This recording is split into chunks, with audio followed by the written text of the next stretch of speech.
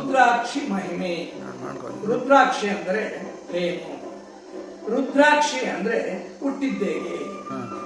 ಲೋಕ ಕಂಟಕನಾದಂತ ಒಬ್ಬ ರಾಕ್ಷಸನು ಹುಟ್ಟಿದನಂತೆ. ವರ ಪಡೆದ್ಬಿಟ್ಟವನಿ ಮಹಾಭಕ್ತನಾದಂಥವನು ವರ ಪಡೆದು ಆಗ ಲೋಕ ಕಂಟಕನಾದನಂತೆ. ಶಿವನ ವರ ಕೊಟ್ಟನು ಲೋಕ ಕಂಟಕ ಮಾಡುವಂತವರು ಮಹಾವಿಷ್ಣು.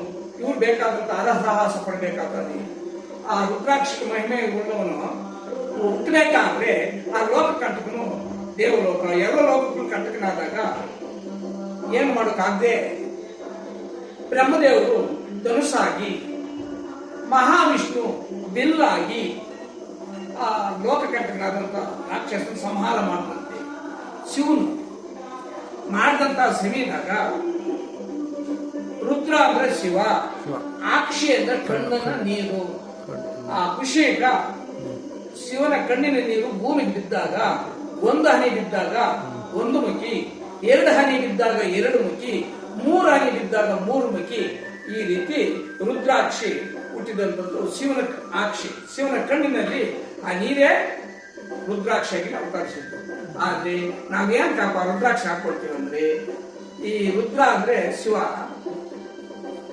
ಸಪ್ತ ಋಷಿಗಳು ಸಪ್ತ.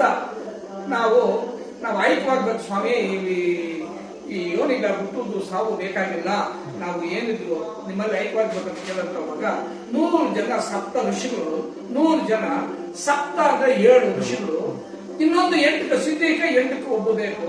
ಆ ಲೋಕ ಕಂಟಕನಾದಂತ ಅವನು ತಲೆ ಬಿದ್ದಿದ್ದೆ 108 ರುದ್ರಾಕ್ಷಿ ಮಾಲೆಯನ್ನು ಧರಿಸಿ ಆ ಸಪ್ತ ಋಷಿಗಳು ಆ ಜ್ಞಾನ ನಮ್ಗೆ ಕೊಡ್ಲಿ ಅಂತೇಳಿ ಮಾಡಿದ್ರು. ಅಂಟು ಮತ್ತು ಮಡಿ ಮರಿಗಿನ ದೂರ ಇರ್ತಕ್ಕಂಥ ರುದ್ರಾಕ್ಷಿ.